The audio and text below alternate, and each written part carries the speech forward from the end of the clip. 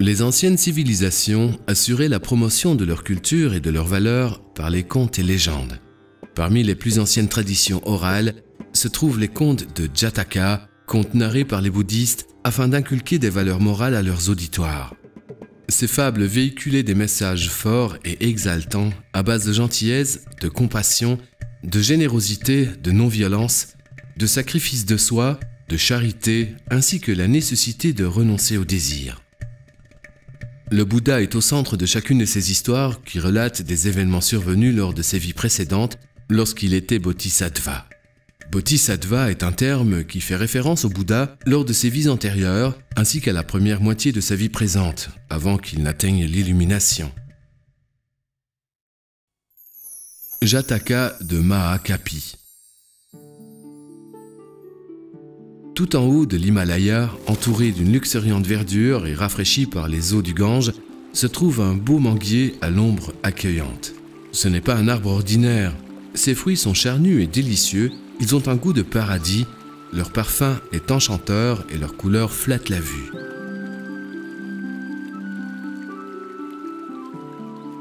Aucun mortel n'a jamais posé son regard sur cet arbre, ni goûté ses fruits. C'est un secret de la nature bien gardé par le groupe de singes qui vit sur ses branches. L'un d'entre eux est d'une stature supérieure aux autres. Il a aussi davantage de compassion et de sagesse en lui. C'est leur roi, nul autre que Mahakapi, Bodhisattva, le Bouddha lui-même, né sous sa forme de singe. Et les voilà ces singes. Ils bavardent et jouent, cueillent des mangues aux couleurs riches, se délectent de leur chair savoureuse et les distribuent soigneusement à leurs petits. Le Mahakapi est là aussi, qui veille sur eux.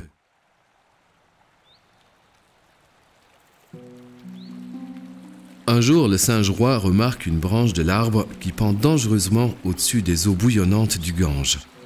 Dans sa grande sagesse, le Bodhisattva prévoit ce qui pourrait se passer dans une telle situation. Et si une mangue venait à tomber dans le fleuve? Attiré par son parfum et sa couleur, un homme la trouverait certainement, et il se rendrait alors compte qu'il s'agissait là du fruit le plus exquis qu'il eût jamais mangé.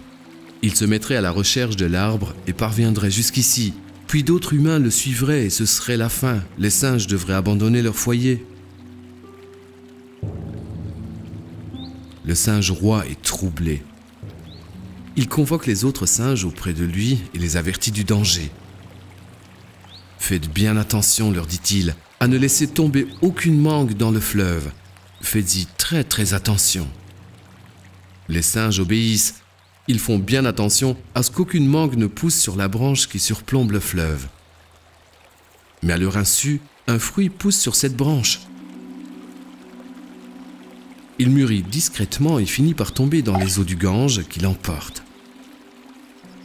Et la mangue s'en va rebondissant à la surface des flots, prise dans l'euphorie des vagues. Et qui est-ce? Un pêcheur qui attend en vain une prise depuis des heures. Il aperçoit la mangue, se penche et la ramasse. Il est fasciné par ce fruit unique, sa couleur dorée et son parfum capiteux le captivent. Il n'ose pas y goûter seul, c'est un fruit trop rare pour cela. Il décide de le porter au roi qui lui offrira sûrement une récompense.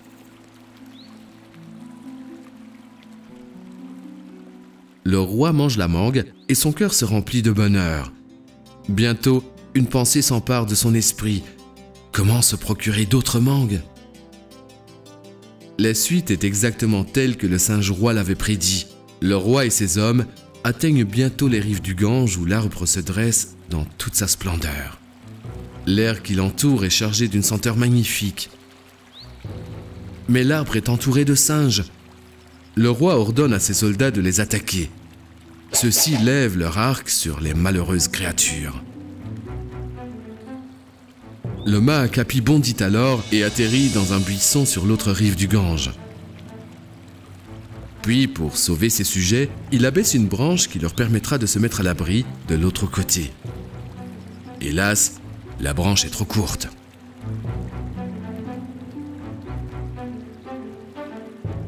Le Bodhisattva étend alors corps sur la distance restante et dit à ses singes de traverser en marchant sur lui. « Vite, leur dit-il, ne perdez pas de temps !»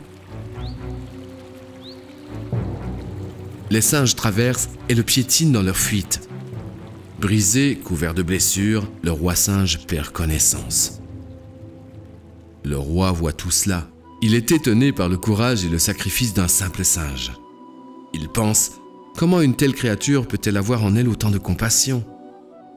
Il dit à ses hommes de lui amener le singe et de le soigner. Plus tard, il demande au singe pourquoi il s'est sacrifié pour ses sujets. « Ils sont faits pour te servir et pas l'inverse, dit-il. » Le roi singe sourit. « Je ne peux rendre un tel service qu'à ceux sur qui j'ai régné. » Puis il se mit à instruire le souverain sur les devoirs des rois. Mais ce furent ses dernières paroles. Blessé, épuisé, le singe roi, le grand Mahakapi Bodhisattva, qui deviendra le Bouddha dans une autre vie, abandonne son existence, laissant le roi en état de choc.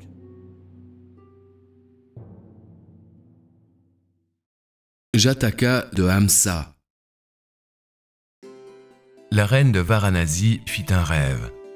Dans ce rêve, elle vit un signe splendide, majestueux, coloré, une rare vision accordée à peu d'êtres humains. Le lendemain matin, la reine alla vite trouver le roi et lui demanda de trouver cet oiseau enchanteur. « Je dois la voir, supplia-t-elle son mari, car ma vie ne peut avoir de sens sans une aussi belle créature pour moi seule. »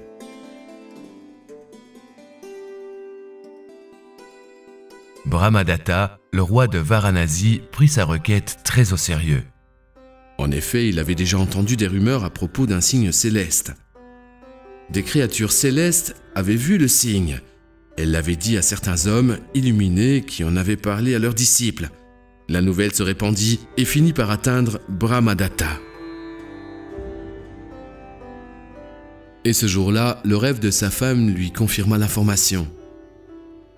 Il s'agit de l'histoire d'un temps très ancien où le Bodhisattva, le Bouddha avant son illumination, naquit sous forme d'un magnifique signe doré. En tant que roi des signes, il se distinguait des autres. Sa voix était douce comme les clochettes de cheville d'une femme élégante. Ses mouvements étaient la grâce incarnée. Il était toujours accompagné de son ministre, Sumukha, qui était aussi beau que son maître. Il vivait sur les eaux calmes du lac Manasa, là-haut sur l'Himalaya, parmi un groupe d'autres cygnes. C'était le roi doré des cygnes, le Bodhisattva lui-même que la reine de Varanasi avait vu dans son rêve et dont le roi Brahmadatta avait tant entendu parler. Le roi établit un plan afin d'attirer le cygne merveilleux dans son royaume.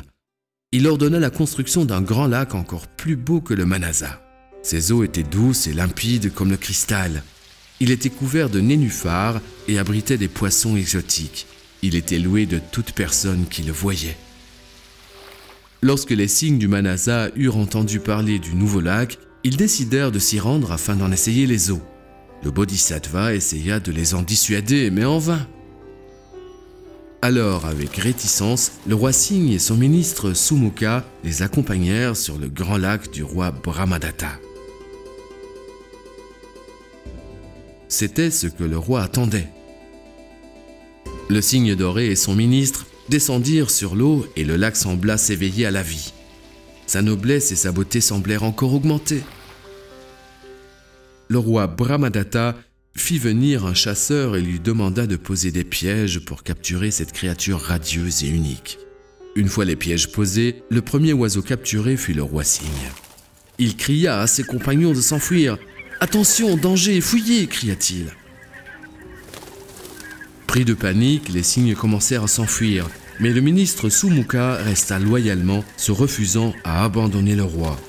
Les autres cygnes l'implorèrent de ne pas être insensé. « Ne risquez donc pas votre vie, lui dirent-ils, vous qui n'avez pas été capturé. » Le Bodhisattva lui demanda aussi de partir, puis le lui ordonna, mais Sumukha demeura auprès de lui, attendant courageusement que le chasseur revienne.